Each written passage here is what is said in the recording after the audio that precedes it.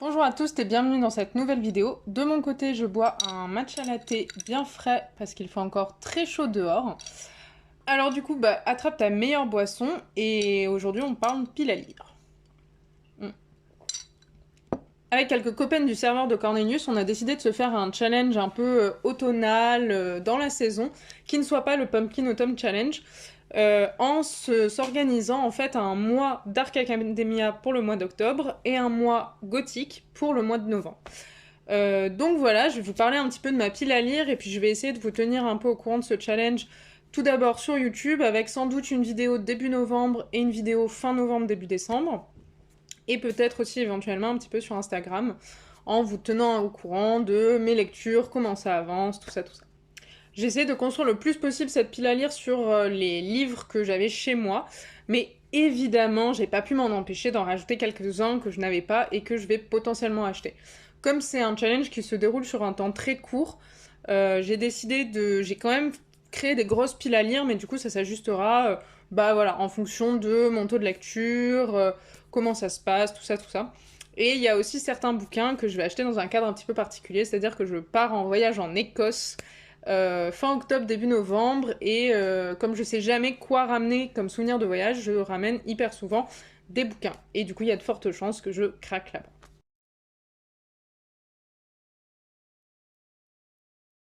Allez, je vous fais pas patienter plus que ça, on passe tout de suite à ma palle du coup pour le mois d'octobre, donc le mois Dark Academy.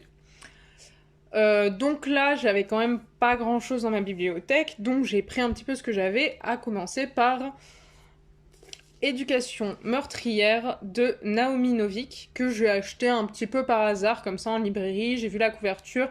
Il me semblait avoir déjà entendu le nom sur Instagram ou sur TikTok, et puis je l'ai acheté comme ça un petit peu sur un coup de tête. Et je l'ai toujours pas lu. Donc voilà, je vais vous lire le résumé parce que je vous avoue que j'ai aucune idée de quoi ça parle. Bienvenue à Scholomance, une école pour les surdoués de la magie où l'échec signifie la mort. Dans cet établissement, il n'y a ni professeur, ni vacances, ni amitié, sauf celles qui sont stratégiques. Et Galadriel Higgins est particulièrement bien préparée pour sa première année. Elle n'a peut-être pas d'alliés, mais elle possède un pouvoir assez puissant pour raser des montagnes. Elle semble donc de taille à affronter cette scolarité hors norme.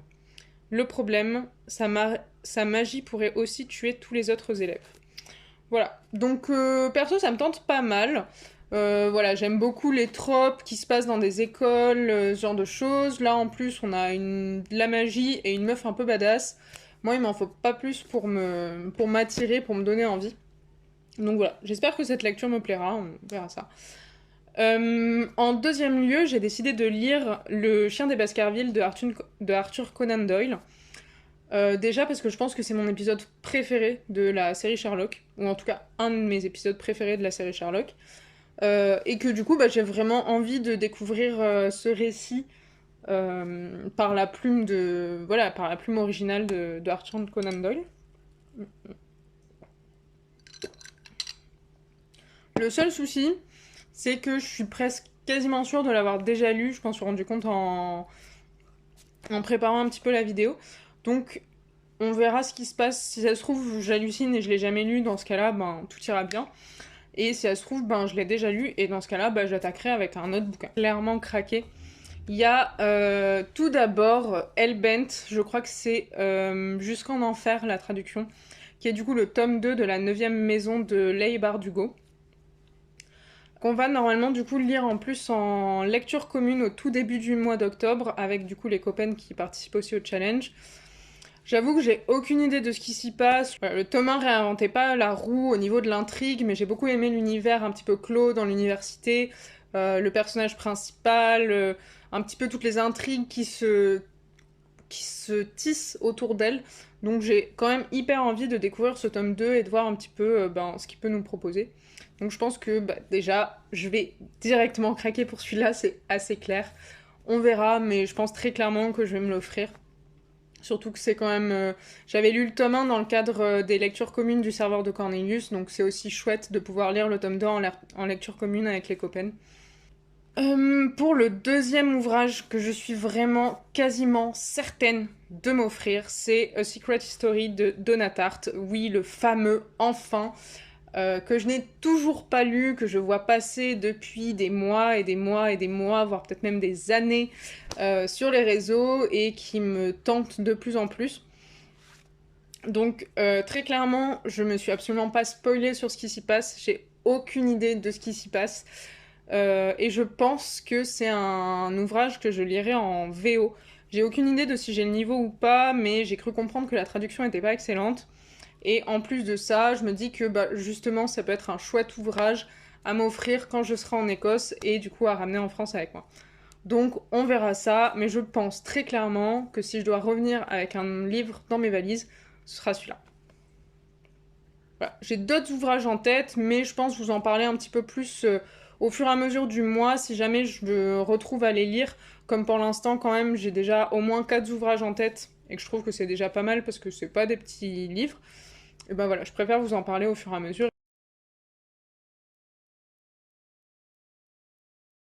Donc là, pour le coup, c'est un mois qui est un petit peu plus dense parce que j'ai déjà sélectionné 3 ouvrages dans ma bibliothèque et en plus de ça, il y en a 2 qui me font vraiment, mais alors vraiment très envie et que j'ai hyper envie de lire en plus.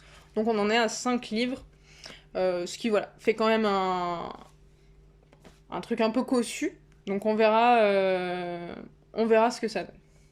Donc pour commencer, nous avons Carmilla de Sheridan Le Fanu, qui est ben, juste l'œuvre qui a inspiré la figure de Dracula en fait.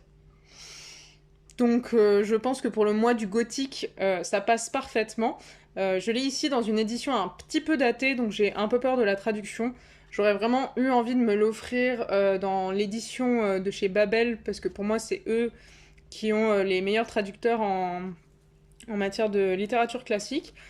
Mais voilà, malheureusement, je préfère investir dans des ouvrages gothiques qui me font envie, gothiques ou plutôt Dark Academia qui me font envie, plutôt que de racheter une nouvelle édition d'un livre que j'ai déjà.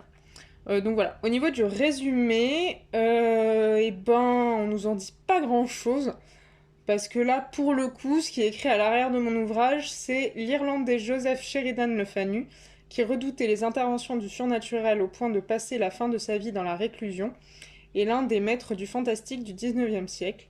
Il a notamment influencé Henry James et Emily Brontë. Avec Carmilla, il crée l'un des grands archétypes du vampire, le vampire femme, jeune femme et belle femme qui, pour survivre ou revivre, a besoin de sang de très jeunes filles. Voilà. Je sais pas trop à quoi m'attendre, mais ça fait un petit moment que j'avais envie de le lire, donc là c'est l'occasion. Voilà. Ensuite, nous avons les histoires fantastiques de Edgar Allan Poe, que j'ai ici dans cette très belle édition des éditions Brajlon.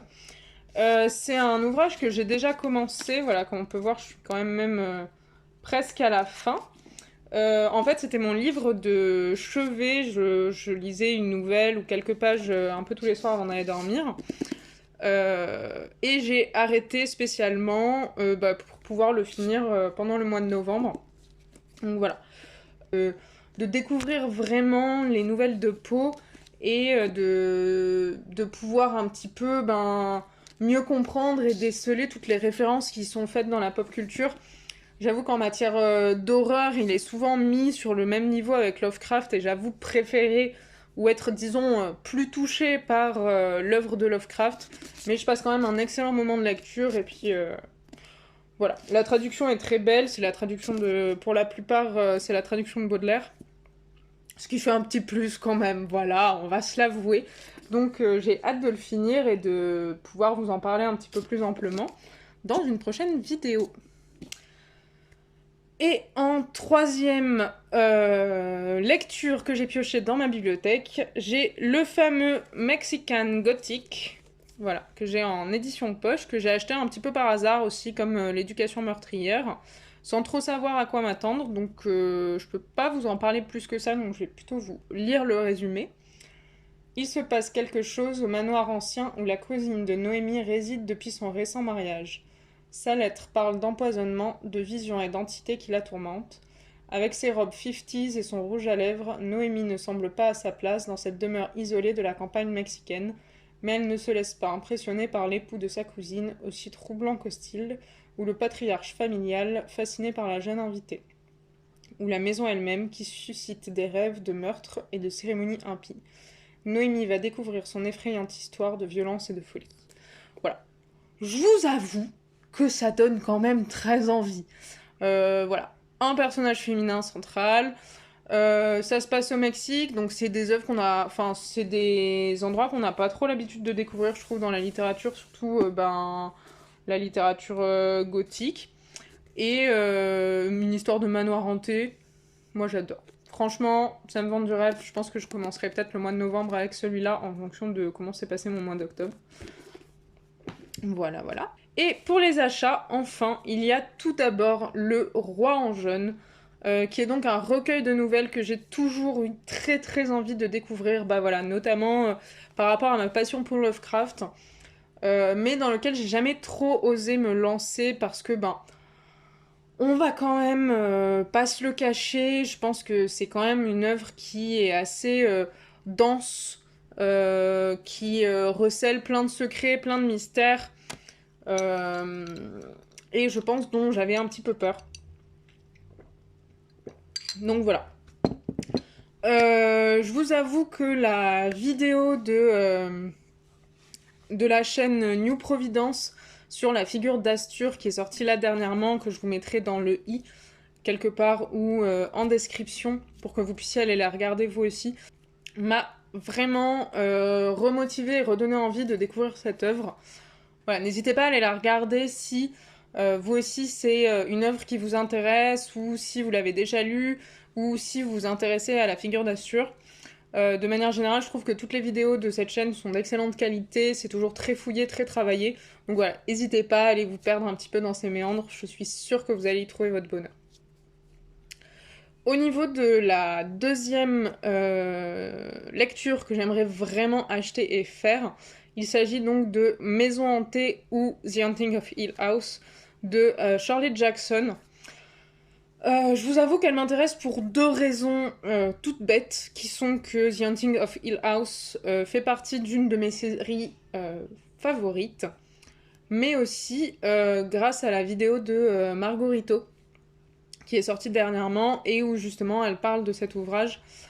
Donc voilà, ça a pareil, vraiment remis en avant mon envie de lire ce roman. J'ai à peu près aucune idée de ce qui se passe dedans, à part ce que j'ai vu dans la série, mais de ce que j'ai cru comprendre, la série et le roman sont assez différents. Mais voilà, moi c'est vraiment une œuvre que j'ai envie de découvrir, donc on verra un petit peu comment se passe mon mois de novembre.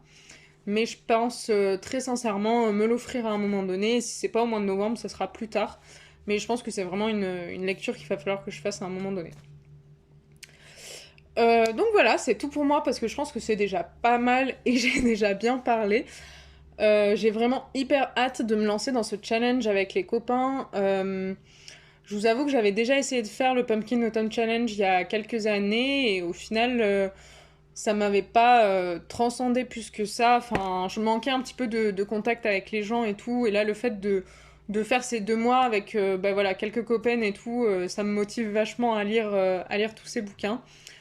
Et aussi, du coup, à me plonger dans ces œuvres pour lesquelles j'avais pas forcément trouvé le temps ni la motivation de le faire, donc c'est double bénéfice un petit peu. Voilà, n'hésitez pas à me parler en commentaire des lectures que vous avez prévues pour les mois à venir ou de ce que vous lisez en ce moment. Voilà, c'est un espèce de débat et de partage, et puis si ça se trouve, je pourrais découvrir mes futures lectures là-dedans. Sur ce, je vous souhaite une bonne matinée, bonne journée ou bonne soirée, et à très vite.